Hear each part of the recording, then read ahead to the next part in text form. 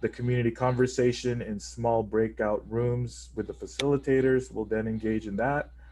And then the larger group community share out, where you're going to share some of these conversations that you had in the smaller group. Then we'll have the closing and next steps. So, with that said, we'll turn it over to President Daniel Peck. Thank you, Eric. Really appreciate the opportunity to be here and be a part of this today.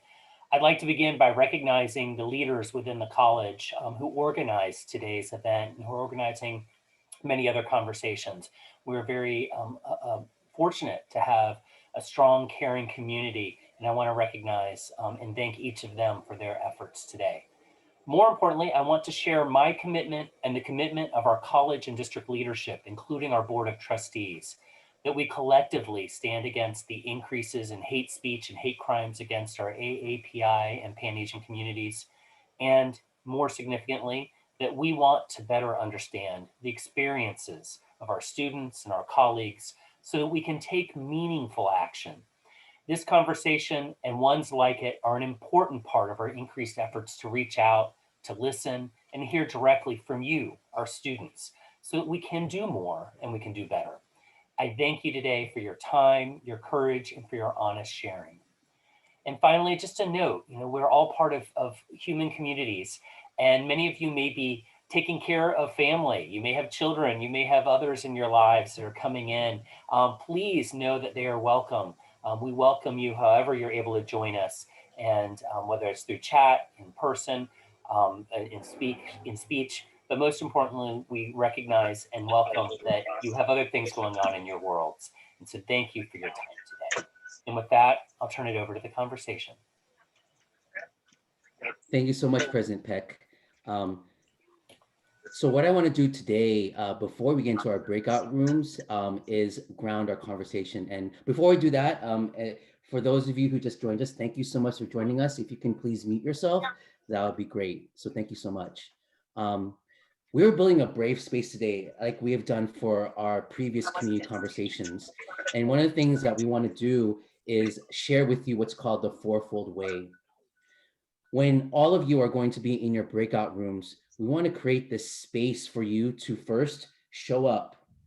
You all have showed up right now and are all concerned about what is going on with our AAPI community, but hate is hate.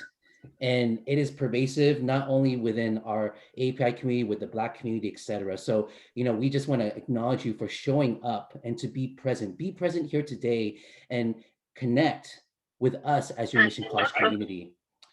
Also, pay attention to what has heart and meaning. There are those of us who have been already aggressed, by all these attacks that have been happening.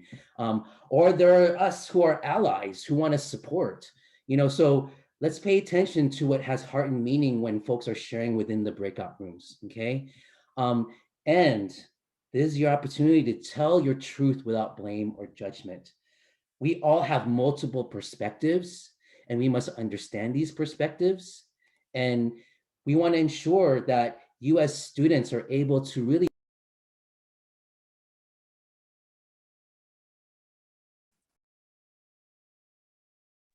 Ken, you're muted. Oops, sorry, thank you. Excuse me, so going back to tell your truth, ensure that you tell your truth. And we're gonna have facilitators to help you through that process. And don't be attached to the results. Stay open to the outcome and not attached to it. What does that mean? That means that we have a series of guiding questions that we're going to help facilitate. However, if we gotta slow down and we have to honor the voices and the emotions of our students, so be it. We will do so. So let's think about these things as we go into, as we get into the breakout groups. And brave space is a space that we all must uphold in order for us to have these conversations. We must put our relationships first. And we are here right now in community to build that trust with each other. We have a common goal here. We have a goal here to actually begin to understand what is going on with our AAPI students. What are they going through? How is this racism and this bigotry impacting them? And how are we, how are allies going to help support, our AAPI folks in ensuring that, we dismantle bigotry and we dismantle racism. We also want to just note the power dynamics in the room. We have students here, but we also have faculty, staff, administrators as well. Let's take those hats off and let's put the human hat on and really see the humanization of ourselves as we talk about our experiences. There will be multiple truths that will be shared, and let's begin to lean in and support each other as we do this work. There are systems in place, that have created the outcomes that we are here today. And we hope to examine those, but most importantly, look for learning. This is our opportunity to learn from each other as we understand our emotions and this bigotry, but how will we move forward if we're able to get to that point? So that being said, I want to hand things off to Professor Hai Nguyen. Professor Nguyen has dedicated the next 10 minutes to give us a context of the history of anti-AAPI hate here in the United States. So I'm going to stop sharing and I'm going to have Professor Nguyen take it away from here. So go ahead, Dr. Nguyen, or Professor Nguyen. No, doctor. I don't say live. No, doctor. Hang on one second, guys. Let me share with you my screen so that way you guys can see my PowerPoint. And hang on one second. Let me find myself here. Sorry, everyone. All right. Just let me know. So do you see my PowerPoint? Yes, we do. All right. Awesome. All right. So here we go. All right. Hey, what's going on, everyone? Obviously, my name is Hai Nguyen, and I teach American history and also Asian American history here at Mission College. So before I start, I want to make a quick shout out to Dr. Ramones for hosting, my homie Kenneth over here in Equity, and my co-fellow facilitators for making this happening. But really special thanks to the faculty members that offer extra credit to students for showing up, and also our students for showing up, right, and listening to what's happening right now. Thank you for President Peck and Mission College for having me join this conversation. It is a topic that's been heavy on my mind. I speak before you today, not as a historian, not as a history instructor, but as an Asian immigrant who came to America in 1993. So that's why you see this picture here of me and my family arriving at LAX in 1993. And as an Asian American right now, it just feels like I'm living in a triple pandemic, right? I'm trying to protect myself from COVID, but there's a second worry on my mind of worrying about my family members, right? My parents, my in-laws, my wife, when they go out in public, to make sure that they make it home safe, because what's happening right now. But there's a third struggle within me that all Asian Americans somewhat know this, is that I'm trying to stay calm, right? I'm trying to be humble. I'm trying not to be angry, because that's what a good Asian is supposed to be, right? But there's also the American side of me that sort of wants to yell, right? I want to stand up, I want to speak up, and I want to fight for my community. That's why I'm here with you today. Because I'm seeing on social media from non-AAPI groups, pundits, politicians, right now, they're really doubting what we're going through, right? The killing in Atlanta, the rise in anti-AAPI hate that's going on in America right now. And some people are saying that this is nothing more than a coincidence, right? They'll say things like, oh, the shooter was just having a bad day, right? Or somehow he accidentally just killed 6 women that just happens to be Asian. Or some people will say, well, it's not just white perpetrators, right? You have other people of color attacking Asian Americans as well. And as a result, it can't be racism. But the one that really hurts me the most is I'm actually seeing members of my own community within the AAPI community normalizing this and sort of accepting this as a way of life, right? And this is something we're all too familiar of. So the question becomes, why do people doubt us, right? Why do people try to delegitimize what our feelings or experience and what our protest is about? And I think the simple answer is, they just don't know the history, right? When you don't know the history, in particular, this moment can feel like it's something of an anomaly, right? That it's just going to eventually go away once the pandemic is over. Things will go back to normal, right? Where we're going to live in a post-racial society, right? Everybody's going to come together. We don't see race anymore. And you're going to have kids of all color on social media dabbing or whatever viral challenge that they're doing, right? But if you don't know the history in particular, the history of anti-AAPI hate in American history is long, it's old. And if you don't know the history, how will you have empathy for us as a group of people, right? How will you show solidarity for us? And also, how can you be an ally to us as well?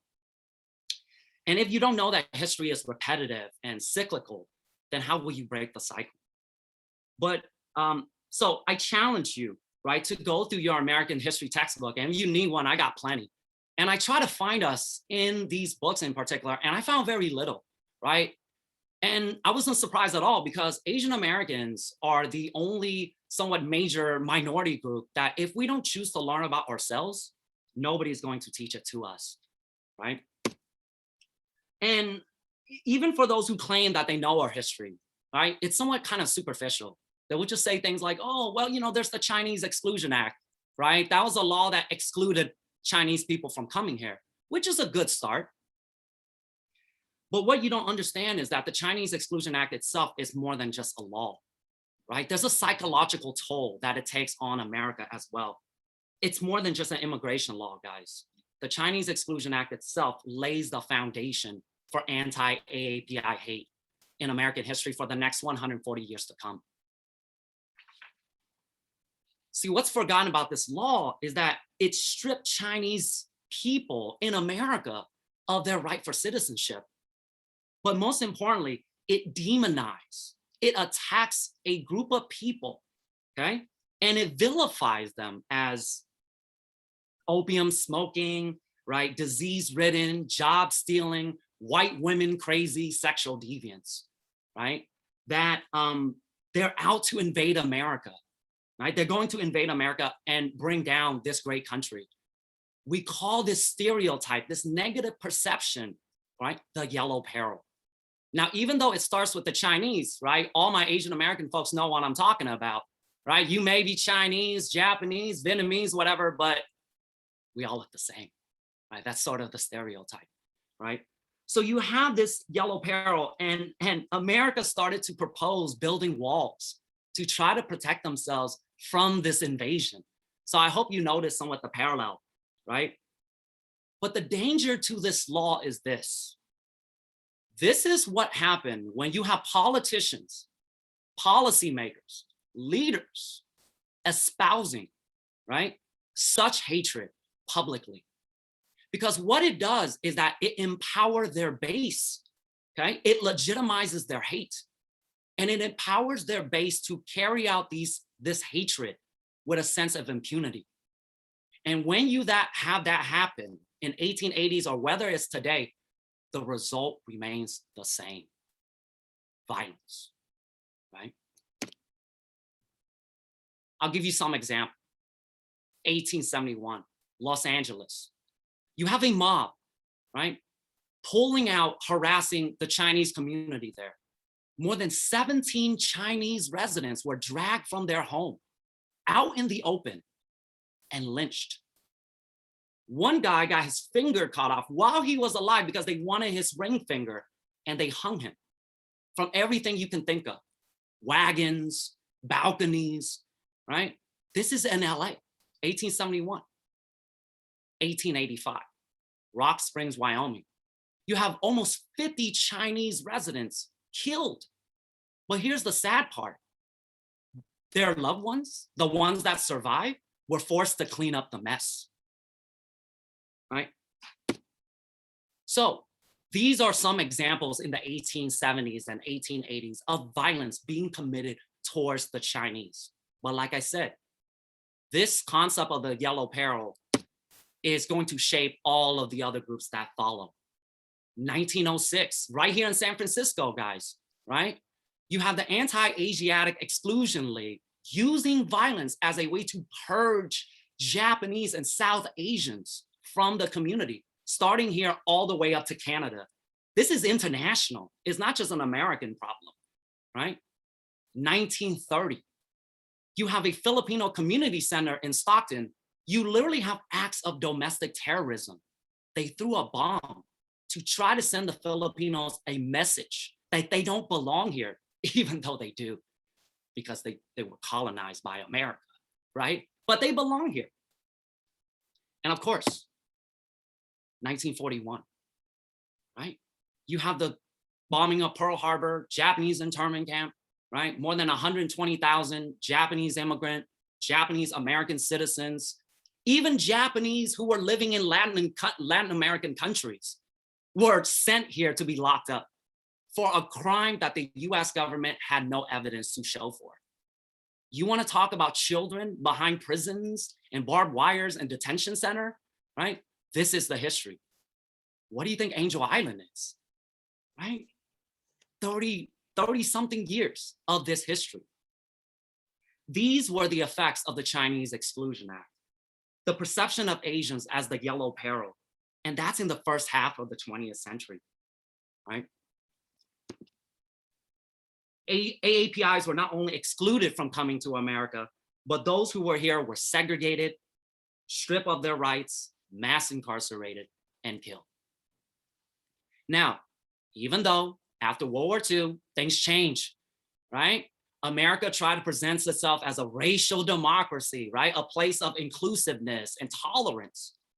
But even then, the sad part is there was even more violence inflicted upon Asian people themselves.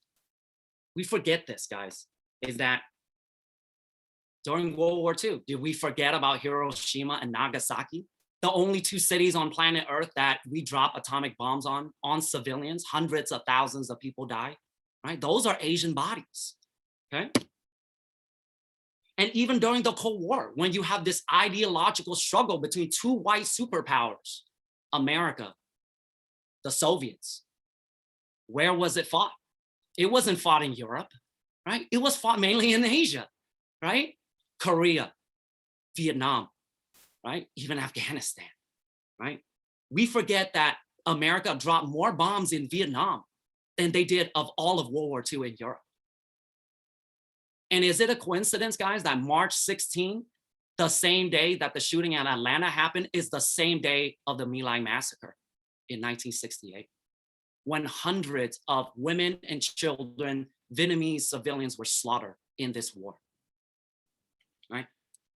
But this is a long continuation of America's conquest of Asia and inflicting violence and colonialism and pain and suffering upon the Asian people. Dating back to the first half of the 20th century, the Philippines-American War, when Filipinos were waterboarded as a part of an effort to conquer the Philippines. I don't have time, we don't have time to talk about Hawaii, Guam, Samoa, but I think you get the idea here, right? But even though after World War II, America tried to present itself as changing its ways, right? Back at home, even though the perceptions of Asian had changed, no longer were we the Yellow Peril, but now we're the poster child for Black and brown people to follow. This is the model minority, right? Asians are smart, hardworking, we're even rich, right? I hope many of you saw this movie, Crazy Rich Asians, right? But even though you have this positive, somewhat portrayal of of Asian Americans and Pacific Islanders, the recipe remains the same. The cycle remains the same. Anytime when America undergoes bad economic conditions, you can be sure AAPIs, we are going to have to pay the price.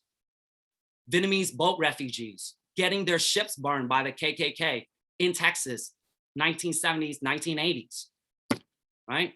You have the burning of Koreatown, right? During the Rodney King beating, scapegoated for the brutality of the LAPD. You have Muslim Americans after 9/11, harassed, profiled, imprisoned, right? Some even killed, okay? This is somewhat the long history And of course, how do we forget about Vincent Chen, right? Vincent Chen was killed during his bachelor party by two white auto workers who bashed in his head with a baseball bat because they blame the Japanese for the job loss that Detroit had suffered. And here's the sad reality. Vincent Chen wasn't even Japanese, right? He was Chinese. But once again, we all look the same, right? And sadly, the shooting in Atlanta is a painful reminder, even for historians like myself, of another tragedy that happened right here, Stockton, California, 1989. When you have a shooter taking semi-automatic weapons, bombs, to an elementary school to try to kill as many Asian children as he could. Because according to him, right, the damn Hindus and boat people own everything, right? So, let me wrap up here, guys. So, here we are once again. It's 2021. AAPI find ourselves in the same position we were 140 years ago. Same circumstances, same pattern, same tragedy, same results, same excuses, okay? Now that you know the history, it is up to you what you want to do with it, okay? We can pretend like everything is gonna go back to normal, right? COVID will go away, but history shows us it's not. This is real life. This is not a Hollywood movie. If you're Asian American and you're waiting for your white savior to come and save you, I got bad news for you. They ain't coming, right? Matt Damon ain't coming, okay? Tom Cruise is not coming. Even Scarlett Johansson ain't coming, right? But we do have some allies, guys, right? We do have some allies. So despite the stereotype of us as quiet and submissive, we do have a long history of protest and showing solidarity with one another. And I hope that we can continue this conversation into May, when it will be Asian Pacific Islander History Month, to share this solidarity, right? And to learn about this history of protest. So now that you know the history, you can either let history repeat itself or you can break the cycle. The decision is up to us. I thank you for your time. Professor Nguyen, thank you so much. I'm just absorbing all of that history. It's profound, and it's missing from the curriculum. And we hope that all of you in this room have learned a little bit of something about how our communities have been accosted. But thank you so much. So do you mind if you, yep, there you go. Thank you so much. I'm gonna get us back into all right. I know that was heavy stuff, but you know what? We wanted to create that context for you all as we build Brave Space and we build the historical contextual knowledge and understanding of the AAPI experience. Now we're gonna get into breakout rooms. So what's gonna happen here is that each of you will be assigned into a breakout room. We have 7 breakout rooms and it's gonna be mixed. It's gonna be students, faculty, staff, administrators, all right? We will have 1 or 2 facilitators in each breakout group who will guide the conversations, and they have questions, you know, that they'll ask. We may not go through all the questions, you know, but we want to make sure that we have enough questions for you to share your experiences and how this is all impacting you. Please share as deeply as you feel comfortable. You know, our facilitators are here and doing this with love, care, and compassion. So we will have some of the facilitators taking notes. But however, we want to make sure that those of you who don't feel comfortable in sharing out in a larger small group, Sarah Sullivan will be inserting a Google document into the chat right now. In this Google document are the guiding questions. And if you don't feel like saying it in person, feel free to anonymously share your responses on this Google document. We'll be using this and archiving this to share with the larger campus on what we can do moving forward. After you all are in breakout rooms, which will be 30 minutes, we're gonna come back into the larger group and Dr. Ramones will facilitate a large community share out. Okay. Finally, before we get into our breakout groups, this is heavy stuff. And, some of you, may have some emotional feelings, as you talk about this. If any one of you students, really need some mental health support while you're having the conversation, we encourage you to just come into the main room, and then we'll connect you with Thuy Trang, who is our counseling faculty extraordinaire. She will provide some of that mental health support for anyone who needs it. So again, if you need that mental health support, remove yourself out of the breakout room, come into the main room, and we will connect you with Thuy. So with that being said, we're gonna get into our breakout room. So we're gonna have 30 minutes. Remember our brave space, elements, as well as the history.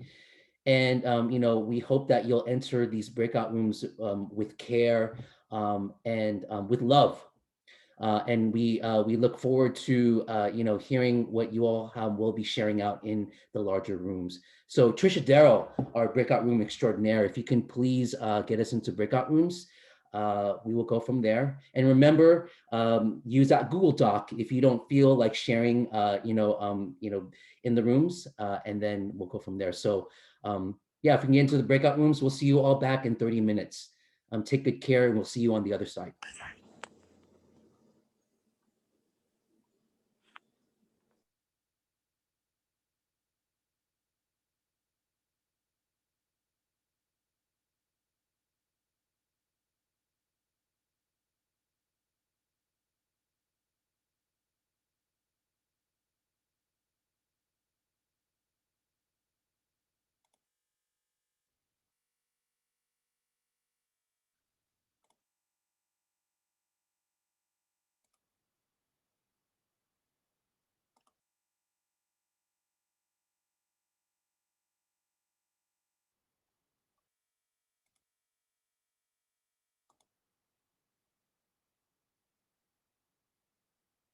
Hi, Hannah, Junie, Justin. If you can hear us, we sent you the message for the breakout room. So if you can join those breakout rooms, that would be great.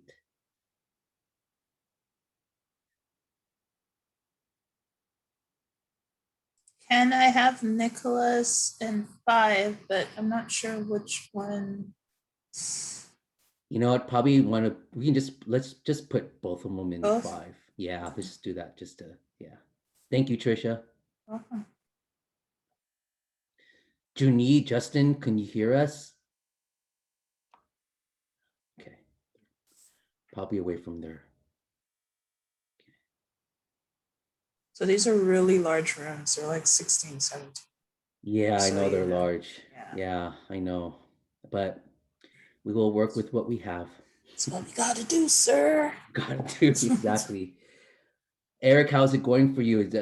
I'm going to turn over to Dr. Ramones, who is going to facilitate our large community share out. So